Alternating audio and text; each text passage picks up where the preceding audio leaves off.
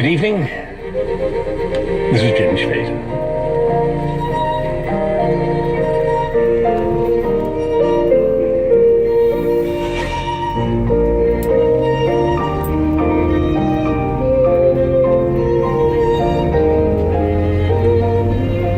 All right, there are the Golden Globe Awards, and the People's Choice Awards, and the Critics' Choice Awards, and the DGA Awards, and the Writers Guild Awards, and the Screen Actors Guild Awards, and so forth and so on. And they're all very nice.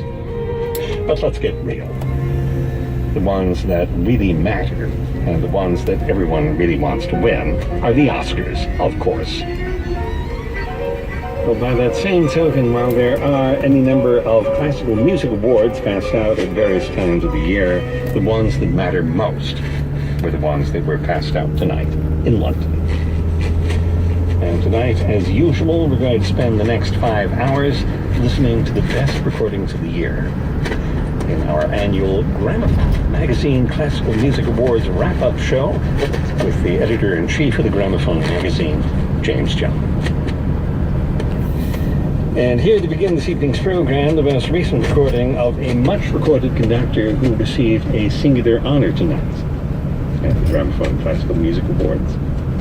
Here is that recent Chandos recording of the Serenade in F minor, Opus 3, while the Hungarian composer Leo Weiner, the Estonian National Symphony, is conducted by Nehemiah.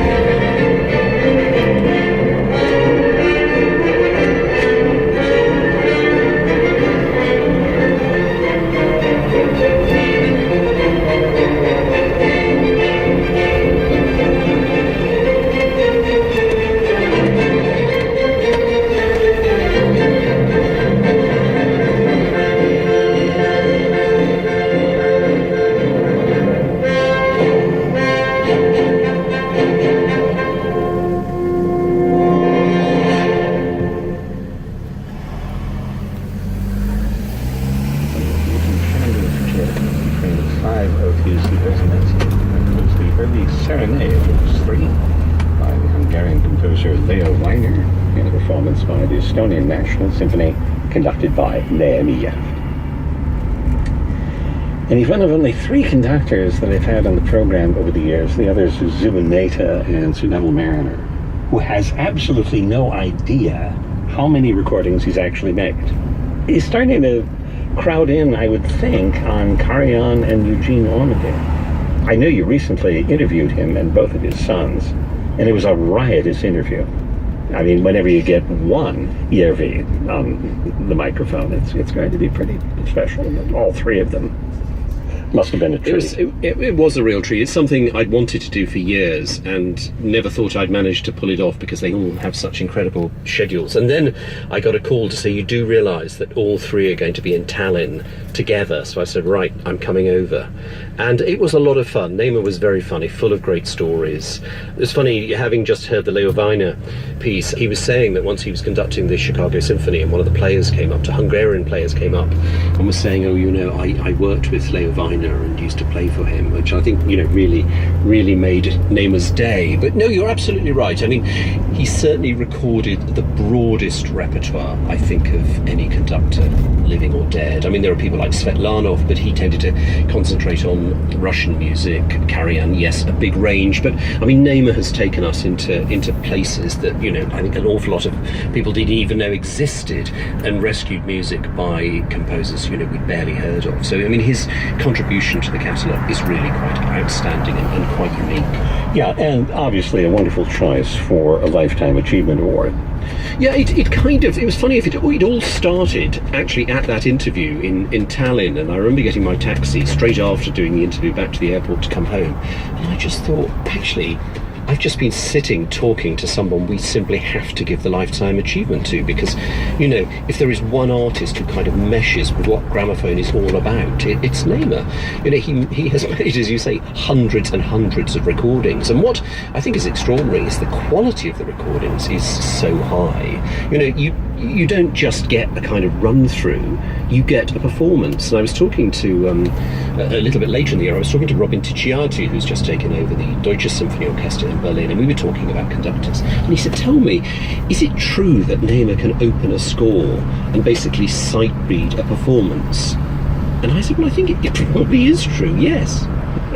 And it's a pretty good bet he's actually conducted it before, so he's probably not even sight reading. Yeah, I think he's one of those conductors actually who much prefers recording studio sessions to actually concerts, because, you know, concerts I think he finds quite restricting in what he can do, whereas on record he can do anything he likes. And it was Paavo who was saying that what makes him so special is because he has a cast iron Russian training. He just says to the players, look, don't look so much at the music, look at me, follow me, believe in me, you know, and I will take you. And he says, and Paavo was saying that, you know, he can do things, he can change on a dime, and the players are with him because they're watching him. And I think that's what makes him so special as a conductor. He's got that ability to make the music making sound so spontaneous and fresh. No, it doesn't it?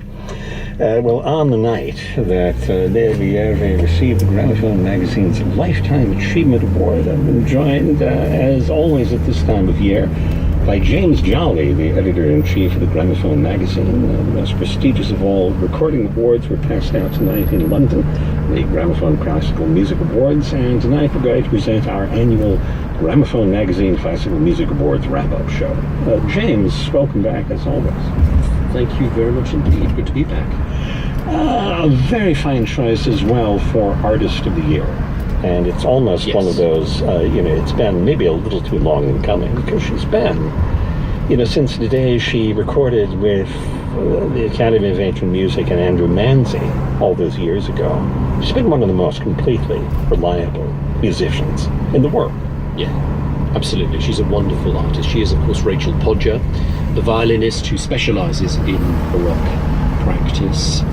this year put out 2 recordings, one of chamber music and one, I think this was a birthday present to herself and from her record company, and it was Vivaldi's Four Seasons. And I have to say, however many times I've heard Vivaldi's Four Seasons, you put this one on and it's like hearing it for the first time. It's just so exciting and inventive and poetic and just glorious playing. So yes, she's an artist, we always give her wonderful reviews. We've always championed her work, and yes, it probably is overdue, but we've done it, and it's in a special birthday year for her, so I hope she can forgive the lateness perhaps of our timing. And I think the only important artist I can think of, along with I think the reigning oboist in the world today, Nicholas Daniel, who does all of her recordings barefooted. I think Patricia Kopachinskaya might that's be added to that list. And actually, the other one is Dame Evelyn. Alison Balsam, I think, doesn't wear shoes. So maybe this is a little program idea. You can do the shoeless virtuoso coming up. Great idea. Here is the violin concerto, Grosso Mogul of Antonio Vivaldi. Gramophone Magazine's Artist of the Year, Rachel Podger, joins the members of the Recon Baroque.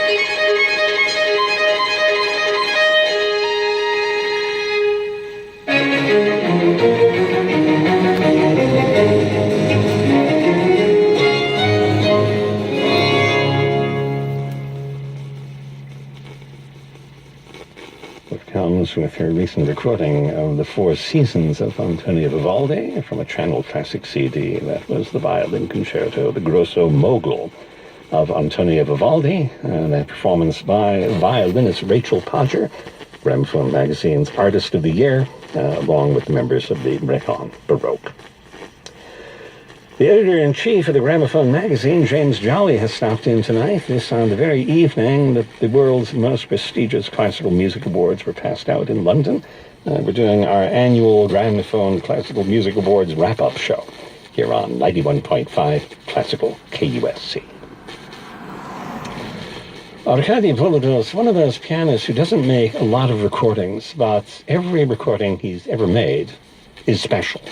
I mean, it's an event. Absolutely. It is an event. Funny enough, actually, his last record, which came out a few years ago, of music by the Catalan composer Federico Montpou, that also won a Gramophone Award, and he certainly won awards before that. I absolutely agree.